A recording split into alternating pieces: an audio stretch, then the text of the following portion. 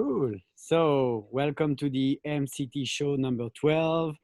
I'm glad to be here today for this 12 episode. We did 11 weeks in a row. We had 1 week break, and now we are back for the last episode of this season.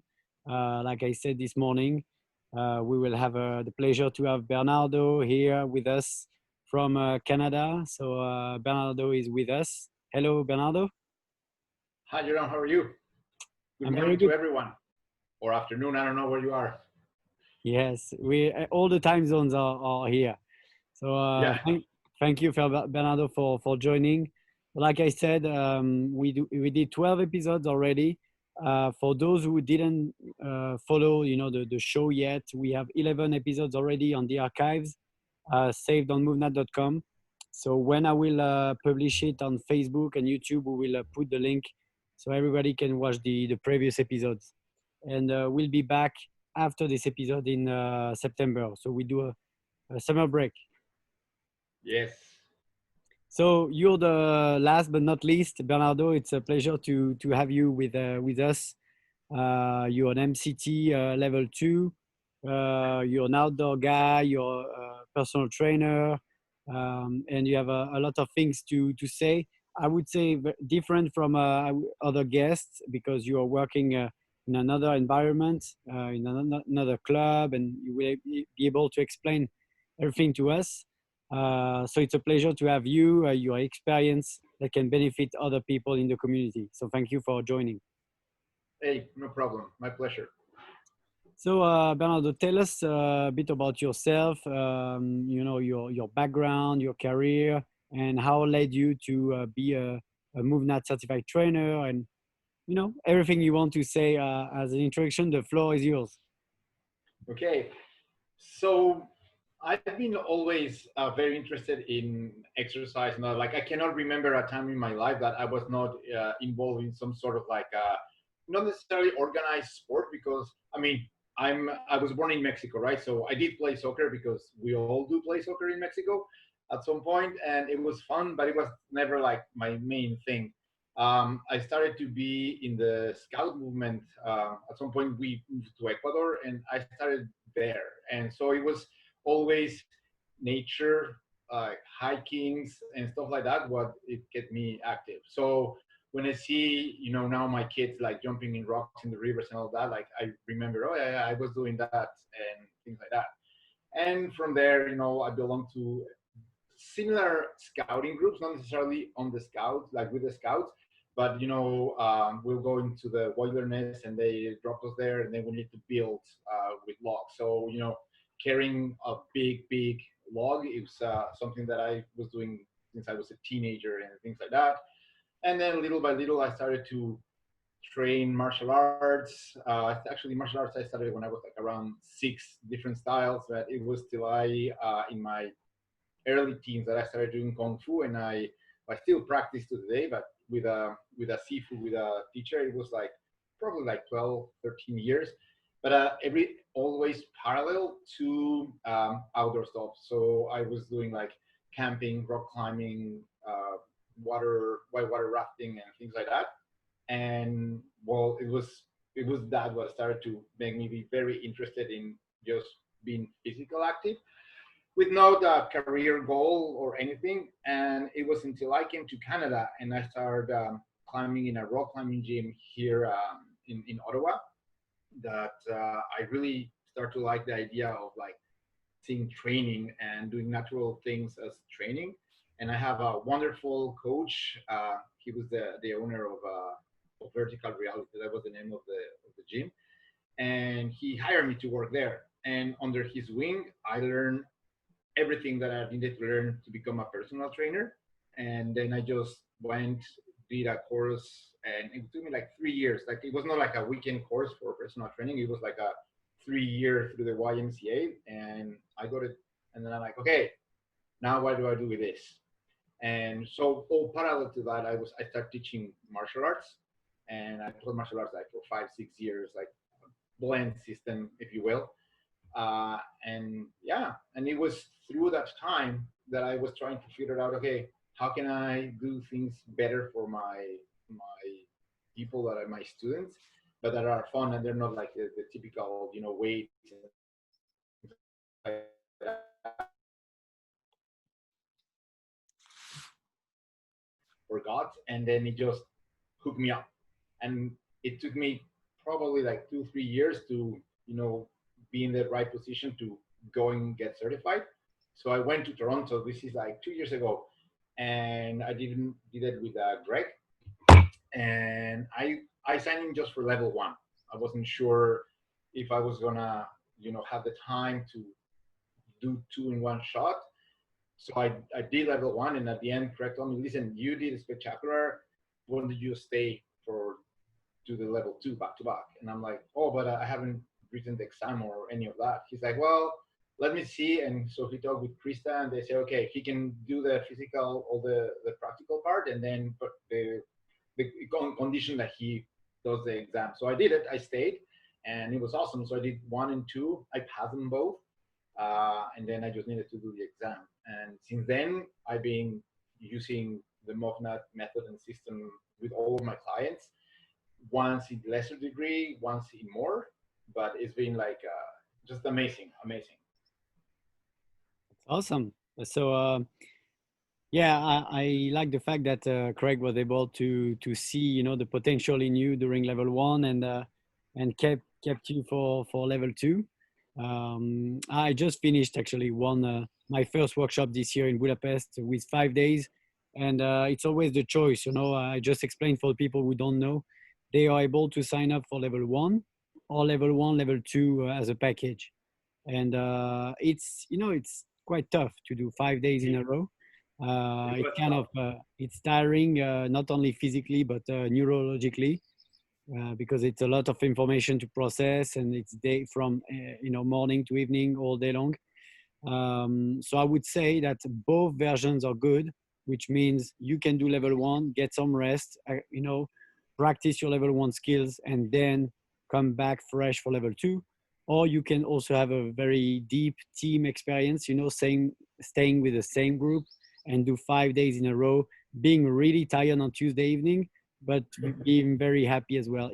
Was it your experience and feeling? And you know what? That's very true, because one thing that it really made me feel like this is something that is just not doing exercise is the kind of camaraderie and brotherhood that we built with that group that I was. It was just incredible. I remember doing the balance part was the hardest for me, and I thought that maybe at some point I was gonna fail and I'm gonna have to do a video and work it on my own. But I really focused, and I focused on everybody focusing on me. I did it, and I've never thought that just balancing and being so focused for that period of time could be so exhausting. And I remember my breathing was like all over the place. And then one of the guys who was there, Kevin Wood, he sat back to back with me, and we just follow each other's breathing. So he will help me to just bring myself back to center. It was just an incredible experience. Yeah, this is what I see, time and time again, that people arrive on Monday morning, they already know each other from the weekend, and it's just like another journey. And our goal is just to get closer to the level two test, and then once you pass the test all together, it's like everybody is cheering for each other. And I'm sure you still have contact with some of the people in the level two group. Yes, yes, very much. Friends. Yes. So that's great. So Bernardo, you told me, and your name told me that you were not from Canada, or actually born in Canada. How was the journey from Mexico to Canada? Tell us this opposite. Um, so back in that time, like I had finished my career. Like actually, when I went to university, I did a BA in human communication. My thesis was on nonverbal and interpersonal communication, and so it was that year where I found a job in Mexico, which actually it was how to describe this. So team building, leadership, all that stuff, but outdoors. And it was with a company that had a rig in one of the places that Nestle has over there in Mexico. And so it's like, zip lines, climbing walls, and things like that. So my job was to, teach the techniques to be able to, climb the walls and the safety of people. And it was during that time we were getting ready to go to Monterrey in Mexico to climb Potrero Chico, which is it was the second time we're going to do this. So we're going to go this time for like a long climb. It's like I think like 3 days. So you're 3 days vertical. So you need to sleep by putting your hammock on the wall and stuff like that. So we were training for that at the same time that I was working at this place, and I had an accident. The where I was standing, so I was leading with a rope, and when I took the rope to clip, my foot holding broke, so I fell, and the rope made two loops around my thumb and just like just jank it off. So if I don't know if you guys can see, but my right thumb is significantly shorter than the left, and that Yes. was because the whole rope just twist and pull.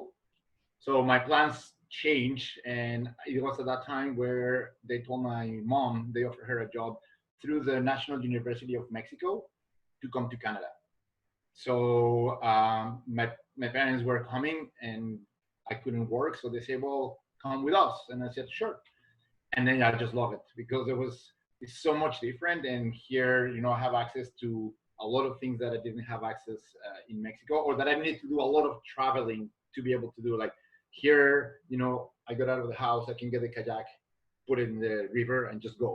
Where in Mexico it needs time travel and all that stuff. So I started building a career here. I did a master's in religious studies while I was working at the gym, at the rock climbing gym, and then I just said, you know what? I just I love the interaction with people, and for me, it's like huge pleasure when I start to see people that they try a technique and then you're able to give them some tips or regressions or progressions might be also the case, and they do it, and their face of like, wow, I can do this. It's just priceless. So that's quite a journey that you had. Your native language is Spanish, Yes. so but you speak great English too. That's why I was asking you. No, thank What you.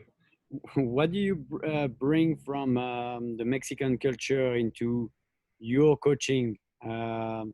Because this is not the same culture. I would say Mexican people are very warm, and what do you what can you tell us about this? The culture I, difference.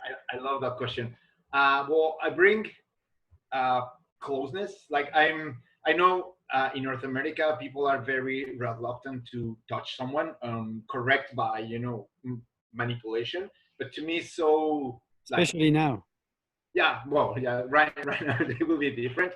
But before the COVID, I wouldn't think twice to grab someone's arm or the hips and like that. And I can get away with it because people know I'm from another culture and they know that we are more physical. So there's no like butt stops or things like that. So that I bring that, and I bring also well a lot of my enthusiasm and my experience of seeing different things, because also I mean I was born in Mexico, but most of my childhood it was in Ecuador. That was because of my dad's job. Wow. So I that's what I in my resumes I always put, like I have a multicultural background, and that allows me to bring things to the table. uh, Even if it's just a small conversation, people are saying, hey, I saw the Mayan calendar, and they show you a picture and you're like, oh no, that's not Mayan, that's the Aztec calendar, by the way. All those things, I think that is while you're training someone, makes a huge difference, because it makes that distance, that either cultural or social distance, it makes it shorter, and people feel more comfortable when they know that they're going with a friend to train, and they're gonna have something more than just like, okay, let's do these push-ups or crawl from A to B and things like that. I think I bring that, and good talk about food. Oh yeah. Let's talk about it. Well, they ask me a lot of like they always want to know what is truly Mexican, like when it comes to food and things like that, and if it's healthy, And I said, well, I guess like in every culture, you'll have things that are very healthy, things that are not that healthy, but they're still very cultural in tradition. And all in moderation. You know, MovNat, for us, Mexico is a special place. It's been a few years that we gather, you know, the MovNat instructor team every year. I think 2 years ago we went to Tulum and near Cancun, and then we went to the other side to Sayulita Yeah, this year, and that was a great experience. Uh, we also had some interesting experience in terms of food with street tacos that were not that fresh. So yeah, you have to be careful with ceviches as well, stuff like yeah. that. But when it's fresh and it's good, it's on the top three of the food in the world. It's so fresh, so good. A lot of varieties. And Yes, I'm actually looking forward to be able to do either in Tulum or Sayulita to do the aquatics or the combatives or both together. That will be very very good. But yeah, because no, I know those places very well because also there was a 2 year period that I was in between Canada and Mexico, and I was working as a adventure tour developer. So my job was to go and make ecotouristic routes and stuff like that. So scuba diving, huge in the peninsula. All the cenotes, the diving in the cenotes and all that. So yeah, no, it's amazing, amazing place. yeah, you were talking earlier, and sorry, I just see a message from Amber. She said, "A great interview this morning. Thanks. I have to run to work this morning." So thanks, Amber, for joining. Take care. Bye. And by the way, that's a good reminder for me to tell that the people watching live can ask you any question during this live. Okay, so the chat is available. So yeah, I was thinking about cenotes, and you were talking about team building. That was your business before. I guess for corporations, right? Yeah, I was working. It was called, but they still there. It's called Quinto Sol, and they do a lot. I actually, I have a plan with one. Like it will be at this place. They have a whole like setup, a little bit like what it will be the Glorieta camp in for the level 3 in New Mexico. They have something like that in Veracruz with a river and all that. So I'll talk later with Krista about the possibility also having that spot as a place, a destination to go and practice. There is rivers, so it's a lot of MovNat playground for sure.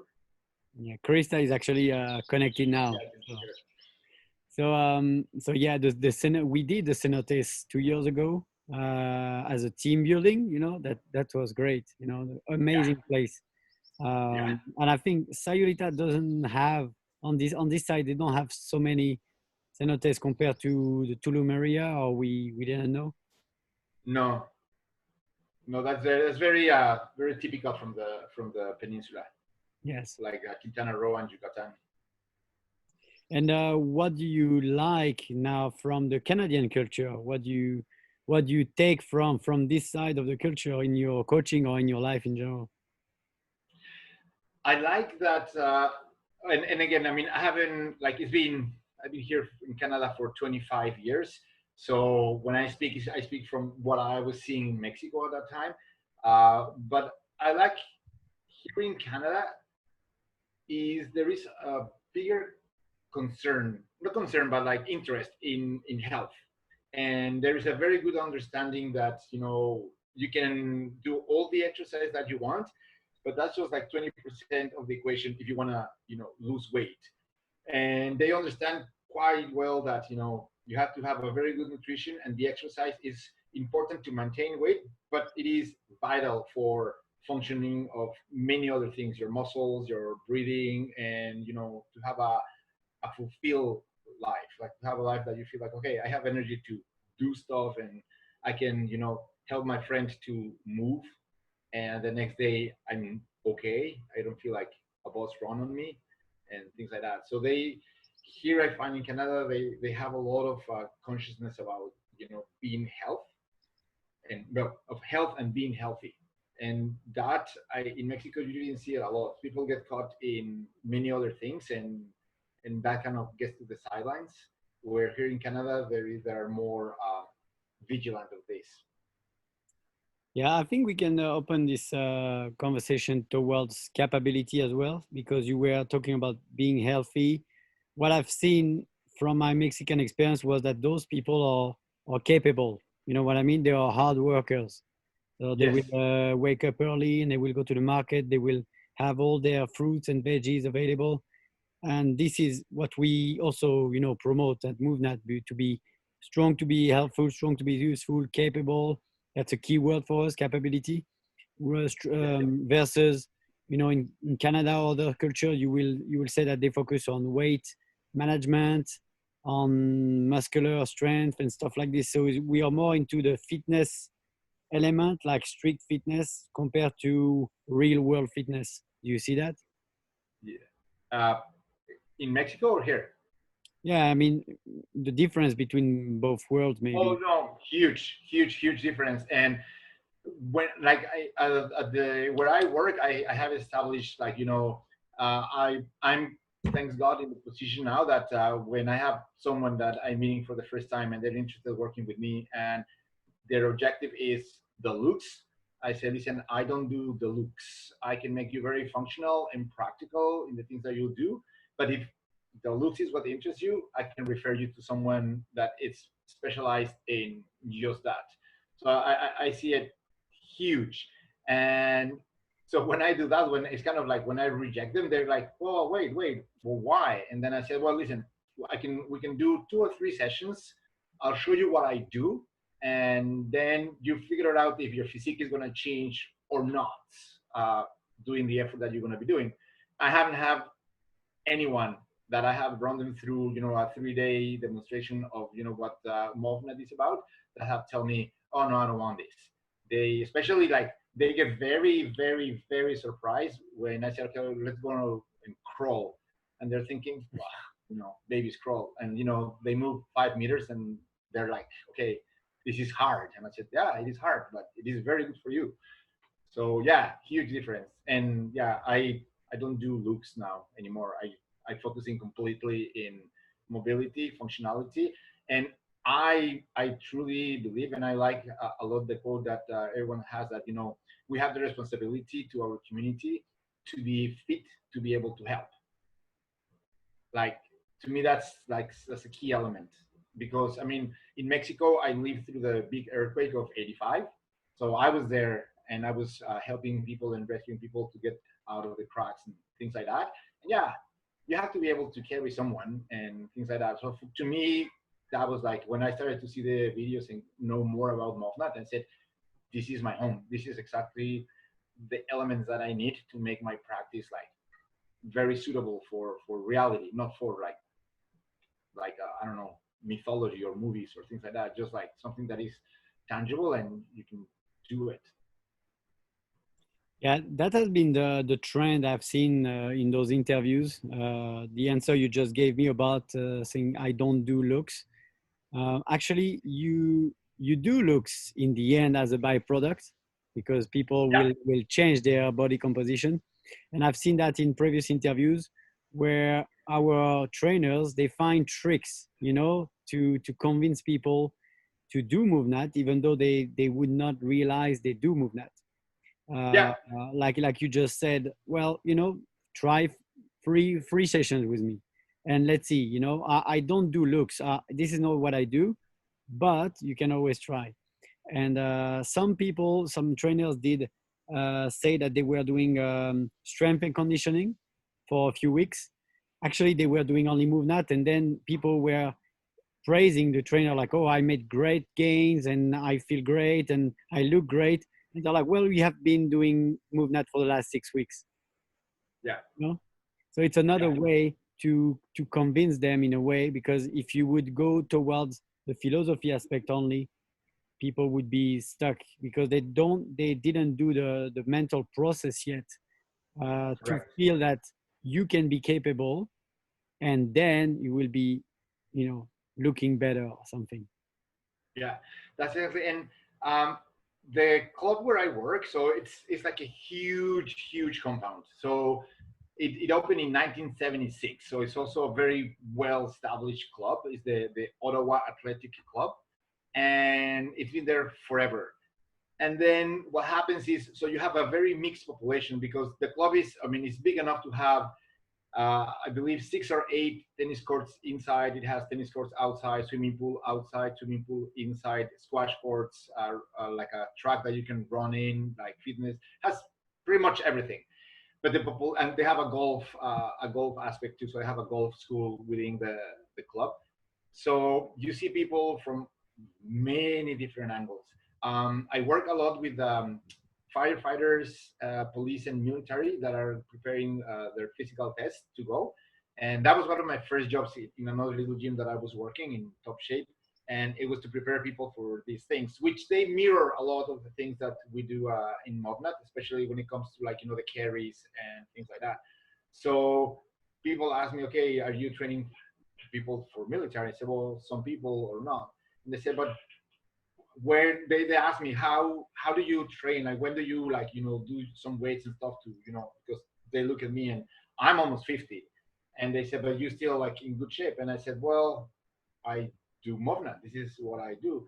And even maybe I haven't done MovNat as, like, being certified MovNat for a long time, but I've been doing natural movement pretty much the whole of my life. And I said, and to me, it's simple. So, like, I tell people, like, you need to break free from the 8 to 12 and 3 set ideas, because that just puts you in a very jagged position. Here I find with MovNat, and it's funny because I've been watching a little bit of the metabolics, and when I build circuits for myself doing exercise, it looks a lot like that. So I will tell people, listen, it's the fluidity from one technique to another one, how you link them, but it adds something to it. I cannot describe it physiologically because then we will do another show on this, but it changes something in how your body reacts to it. It's not the same to do 3 sets of bicep curls, wait 2 minutes, 8 reps, 2 minutes, and 8 reps, because life, it doesn't work like that. If you need to carry someone, well, you carry someone, right, for a length of time. You cannot walk 8 paces, put it down, okay, wait, and then bring it up again and go like that. So that's not practical. It's not real, I said. So it's more real to get a pair of kettlebells that do a hand carry, because you're going to be either carrying groceries or carrying, I have people that do construction, and they need to carry bricks with tons. So that's very real to me. And the shape, it's a byproduct of you putting efforts into it and using all of your body. Yeah, I mean, you're preaching to the good church here, because this is exactly what we keep saying. Do something practical. I like to talk about the difference between functional and practical, but again, that's another show. You mentioned the your club, the Ottawa Athletic Club, and this is for me the one of the main points why I wanted to interview you, is because you want to bring MovNat to mainstream, even to those kind of I would say luxury places. You have tennis, squash, they have swimming pools, everything is like so bright and so Yoga, shiny. aerobics, yeah. So, and It's the how do you link MovNat philosophy with those this mindset? with patience, Jerome, with lots of patience.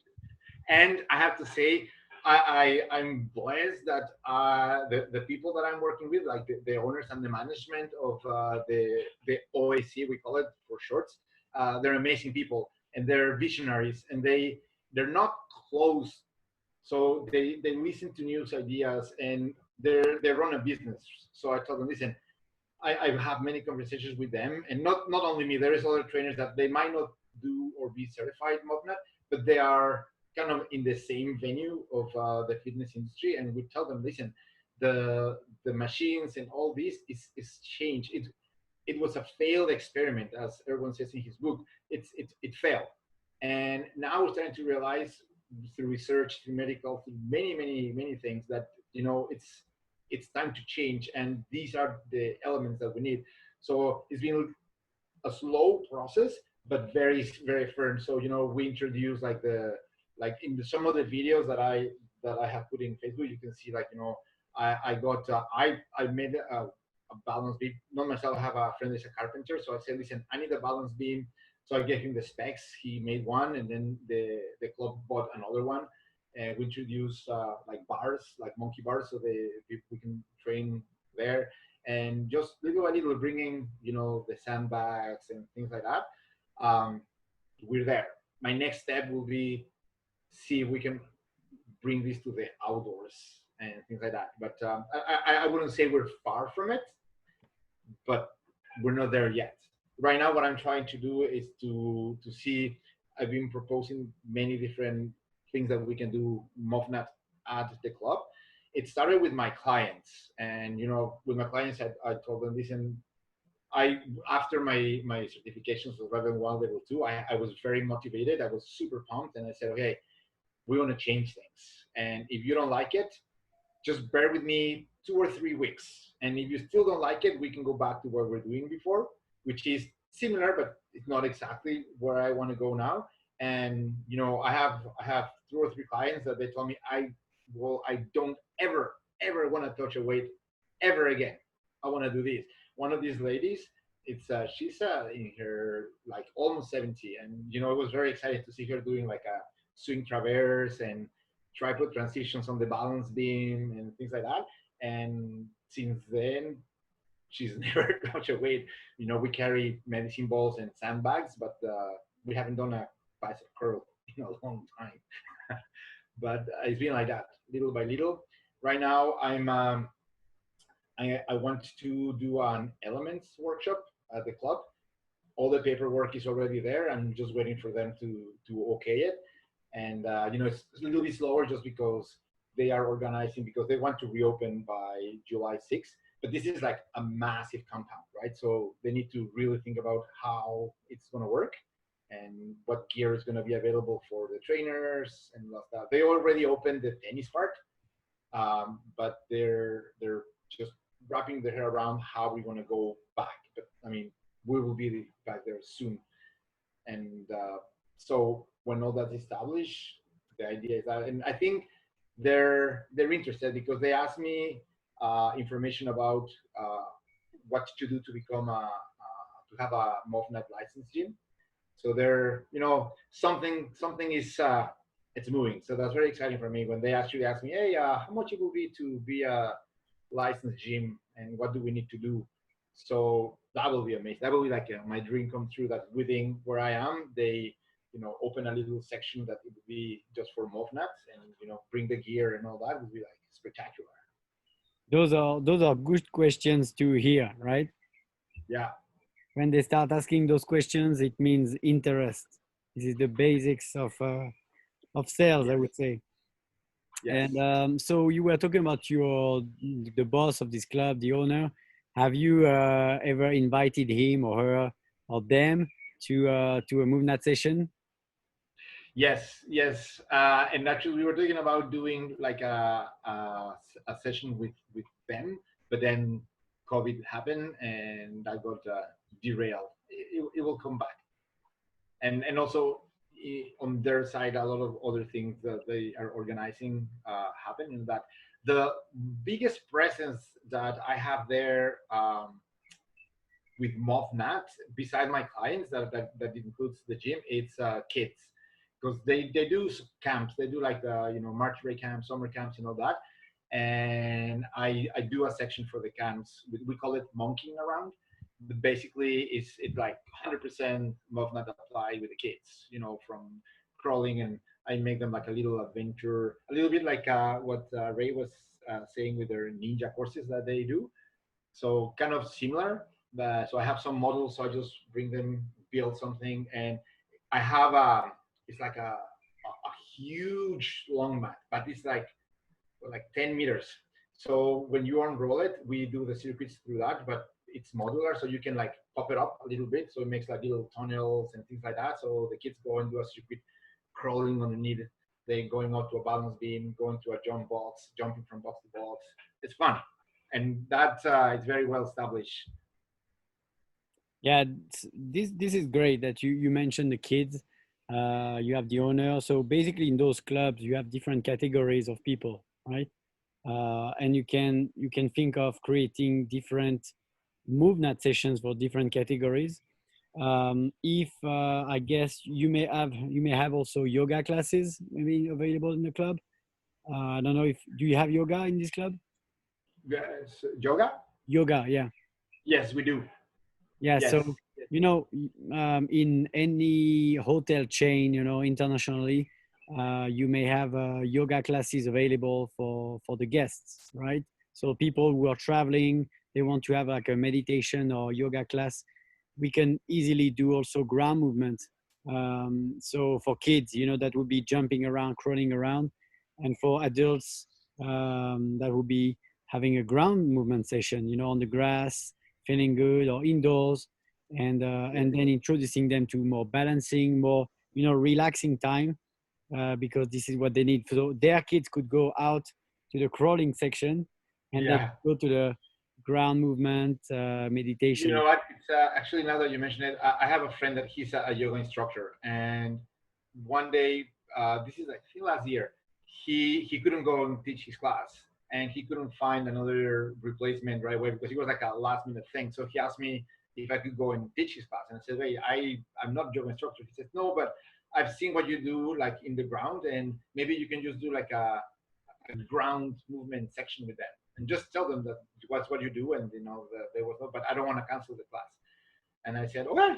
So I did it, and then for 3 months actually they kept asking for me to go back and do that. So we interlocked for 3 months, doing like one day during the he had three classes on the week, and we take one class just to do the ground movement. And it evolved a little bit from ground movement to get ups and crawling and so that, and that was fun.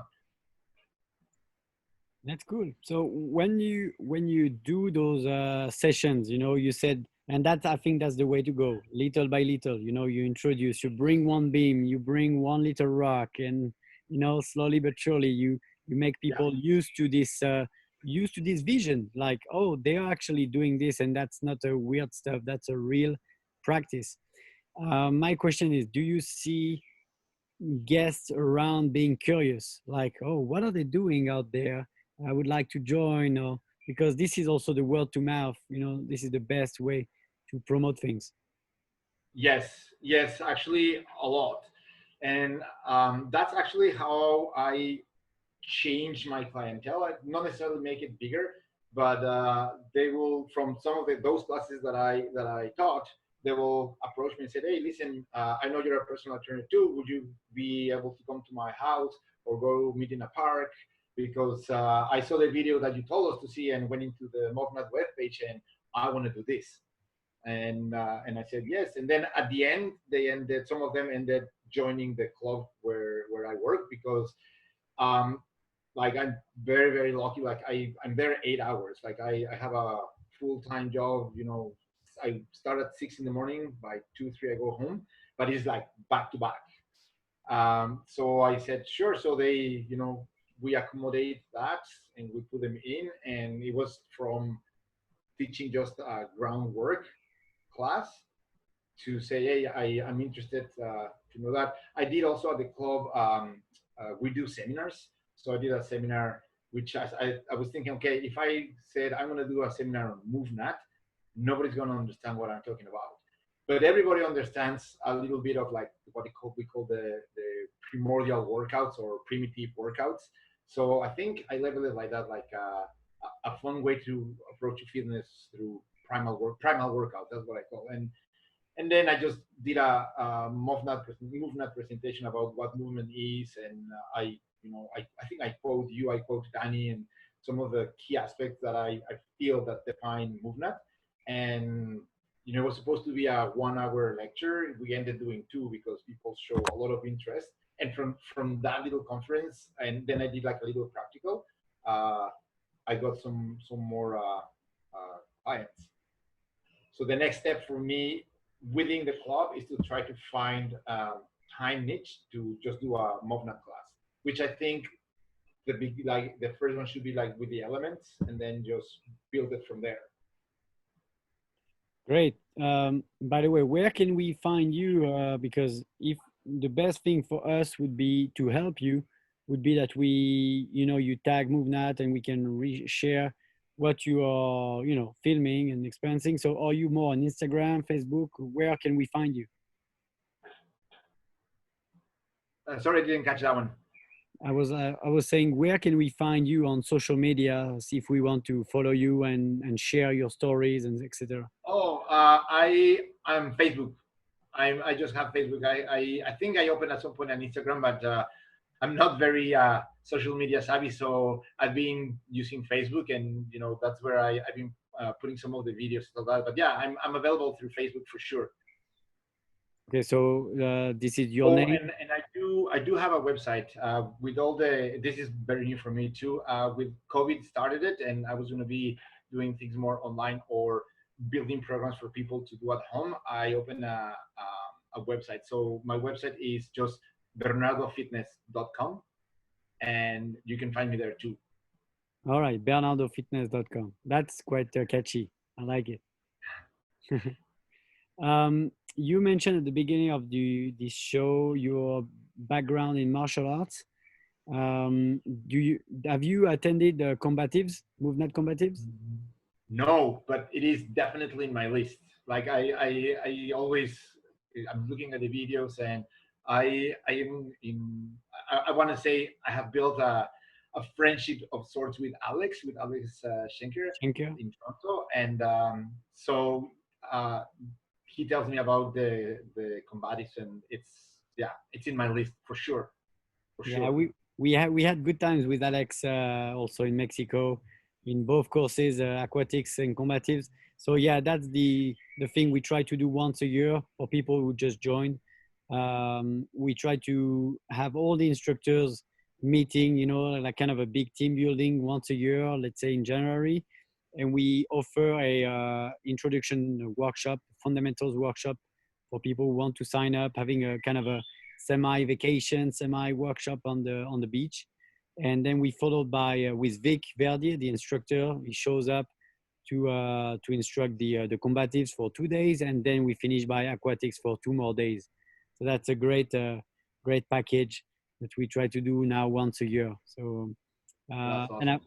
yeah, and my question about combatives was that yeah, based on martial arts, do you apply MovNat principles towards self-defense already, or you wait to get combatives before? No, no, completely. And I think I was applying MovNat principles before I was MovNat certified, because when I was studying martial arts, I have the fortune to be. I was training with someone that was under a Shaolin monk instruction, so we got it very real, and I learned based on principles more than techniques, and that's a huge difference. More when I've done some seminars on self-defense, especially for younger girls, and I always tell them, like, don't worry about the technique itself. You need to understand the principle, because there is a difference between heights and weights, and you can't do a cookie cut technique for everyone, because life is not like that. You need to apply many different things of the weight, your environment, what you're wearing, what you have in your hands. There's so many variables that you need to play with, understand the principles, especially when it comes to not falling on the ground or balance, or to be able to move sideways and things like that. Always keeping an eye on your opponent or opponents, depending on the case. But yeah, definitely, I see a lot of value in what MovNat brings to the table to be applied into martial arts, for sure.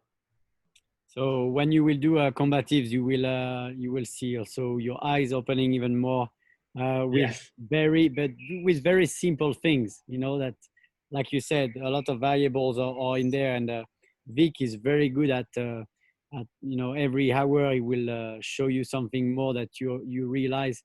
Oh yeah, I forgot about this in the street. Forgot about common sense stuff like how to be a predator, how to be a victim. Yes. It's a role play that is very, very important. So, Yeah, that's always fun. That's always fun. we have questions from Elizabeth. She's asking, what is the main resistance from adhering to the MovNat training style? So for your group of people, what they don't like about MovNat? Um, in all honesty, it's insecurity and ego. Because when you tell people, okay, we're gonna crawl or we're gonna do things like or jumping through a vault or things like that, first of all, they think they can't. Especially people that are 50 plus, they they see those things as child play. And then what I do, that's the main resistance that I find. They think is not efficient, and they think it's not hard, because if kids are doing it, how hard can it be? And then fear of, especially the population that is 50 plus, of falling, rolling an ankle, and getting out of the comfort zone. So what I like to do is we have a little conversation about what comfort zone is. And I don't remember who in one of the interviews mentioned something similar to this, but my comfort zone, it's big compared to Susie, that just started doing MovNat, and she's 52 and she's in decent shape, but she wonders about her bone density and all these things. They're very cautious. So I always say, listen, we're gonna take it from the ground up. And again, when it's within the club, I said we try 3 times, and then if you don't like it, we modify to whatever it is that you want to be doing, and I'll help you to achieve that. With people that are out of the club, which I have only 2 people, I always tell them, listen, we'll do 3 sessions for free. Just bear with me, and then we'll build from there. And it's always that it's, oh, I don't know if I want to see people. I want to see people, like, watch me crawling, because I get self-conscious, or rolling and things like that. And I said, you know what? Fair enough. But so I always find like a more private corner, and they try, and then it just evaporates. They just don't care anymore, because they start to feel either more secure about themselves, and like that. And that's what I always tell. To me, uh, fitness in general, or apply to like more of that stuff, it's about a journey. It's never about a result. It's about that journey of self-discovery, and that capability that, as we grow, we lose sometimes, which is to the, oh, wow, capability. And I said, my goal as an instructor is to bring that forward. To, I don't care how old you are, I'm going to make you surprise yourself about yourself, and go like, oh, I didn't know I can still do that. And I get that all the time, like all the time. When after 3-4 weeks of working, they're like, oh, especially for example rolling. The first time, a 50-year-old that haven't done any rolling ever, one roll, and they're completely disoriented. They feel nauseated. They're super dizzy. And I said, well, yeah, because your crystals in your ears, they're just like super tight. We need to work that. And we start working with that, and they start to be able to do rolls with, oh, I'm okay. And that is huge. They were like, oh, or be able to hold their own weight on a pull-up bar. It's like, oh, I can still hold myself now. Yeah. And then we'll progress towards chin-ups and things like that. But to answer the question in short, sorry, I digress a little bit. It's the maximum resistance that I find is their egos, fear, and self-consciousness, which kind of attached to the ego. Those are the main thing. And within that is the fact that they don't understand that to become healthy or strong, you don't need to do what they see in TV, right? The pull-ups, the chest presses, the bicep curls, and things like that. That, I mean, I have nothing against them, but they're not an exercise that it will bring you mobility, nor be ready for like real stuff, real life challenges. Yeah, there are a lot of wow moments in MovNat. You just mentioned a few, like rolling, holding your body weight in a dead hang. I'm thinking also about fear of height. Okay, some people have fear of their own height, even Yes. from a bench, at knee Yes. height.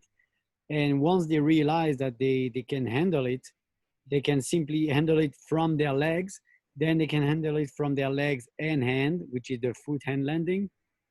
I've seen many testimonials post workshops of people saying, I love to jump downwards now because I know this Yeah. is not an unknown territory anymore. So there are so many wow moments, and I would say, like you just said, the first sessions are the hardest because once they are hooked, they are hooked. And Yes.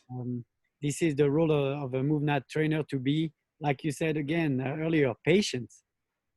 Yeah. Yeah, it Yeah. takes a lot of Mhm. patience. Yeah. One thing that it has worked with me very well, with me working with my clients, is that movement we present, we give a lot of variation and a lot of variety, so people don't get bored. And what I hear all the time, and I know you have heard this because we have it in the interviews, uh, they like the fact that they feel they're playing more than working out. So they're having fun, and the working out it's coming, you know, with that as well. But it's not like the main thing. Oh, I need to go work out, because I always tell people, listen, the moment you start to feel that your exercise routine, whatever that might be, is a chore, you need to ditch it and change it. Exercise should be something you're looking forward to, that you're excited about doing it. And so my perspective is, the more variety I can give my clients, within what we're working, uh, the less uh, bored they get. Yeah, absolutely. I see that you answered a question from Gregor. Do you have a lot of 50 plus customers? And you said yes. Yes. Is that the majority of your clients, or how is it? Yeah, I would say most of my clients are, I would say, probably at 40, no, like a 50% easily of my clients are, in the 48 plus. Like the oldest one I have is 82, and he loves it. Yeah. Wow, 82. Tell me about this person a little bit. So, Mr. Jack. Jack, he's incredible. He has Parkinson's too. That's how he started working with me, because in one of my certifications that I did is adaptive fitness. So I work with people with different challenges, and so Parkinson's is one of them. So I told him, listen, for what you have, we can work with this, and I make variations. I apply some boxing, so we do some movement and boxing together, and he loves it. And I've been working with him for 4 years already. And he actually stopped being a member of the club, but he's still working with me. So wow. he's incredible, and it's been different things that they do, but they get very excited. I see that how they go in transition from a very wobbly, just walking on one line painted on the floor, to a balance beam, and they get like, it's for them, it's like, wow, I can believe I can still do this. Do you work jointly with physiotherapists or like experts like that for this type of person? Yes, usually every time that I'm working with this population, I always make a network.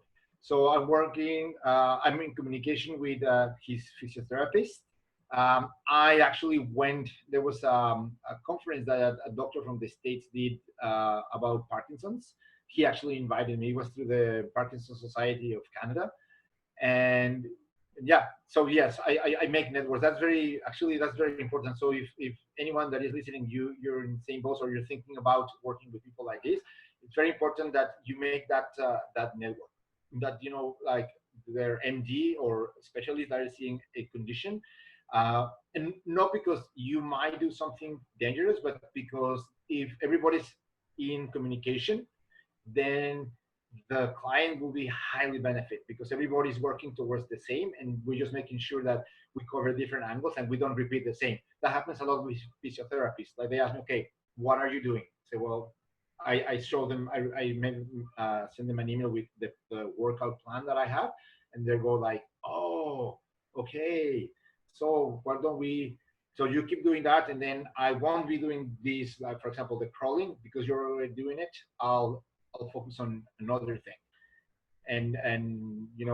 keeping, I think here from Krista, the ballistic movements like kickboxing for Parkinson's. Yes, and I have videos of him punching the bag, and it's amazing. And it's a lot of also of the choreography of things, right? Like jab, jab, cross, block.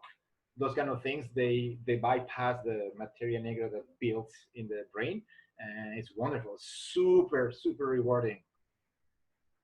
Mexican boxing, you know, Exactly. with the head forward, right? Yeah. Hey, Bernardo, that was a great show. The hour flew by, which means that Wow. it was a great conversation. It's already, for me, 5+. So we did a full hour, and I'm sure we could do another show with you because you have a lot of experience, a lot of profiles to talk about. And I think Anytime. the benefit of this show for people who are watching is the experience, like talking about this guy, 82 years old, being in different clubs, being in different regions, and you bring a lot on the table. So thank you. Muchas gracias. De nada, de nada. And well, thank you, Jerome, for doing this. It's been amazing, and you have given us all a voice, and we are connecting more the tribe. And for me, that's super important, and that's the aspect of movement that I have always cherished, which is that feeling of we're not alone. That we're all together, and we're just evolving as a tribe, I guess. Yeah, absolutely. That's the community. I always hammer this thing. The community aspect is important. Any last word? I mean, you concluded well, but any one last thing you want to tell to the audience? Well, just guys, like to me as a personal trainer, what has been the difference is just dive in into what you're doing, and don't be shy with your clients because they smell fear and shyness. Just be open, and if you want to introduce new things that you learn in MovNat or that you learn through videos that we all post, and you want to try something, don't be shy. Just make sure that safety is there, and say, hey, listen, I watched this, why don't we try it? It looked fun, and just start building more of your repertoire like that. Amazing. Thank you very much. That was a great show. That was the last of the season, and I can't thank you much for this show. So good. It will be on YouTube very soon, Okay. and then I will share the link as usual to the Facebook MCT group, and of course you can share it, share this YouTube link anywhere you want to your friends, community, and so on. So again, thank Thank you you, very Jerome. much, and thank you Thank for the you. participants. Bye, Krista, Gregor, Nigel, and we'll talk soon. Thank you. Bye bye. Bye bye.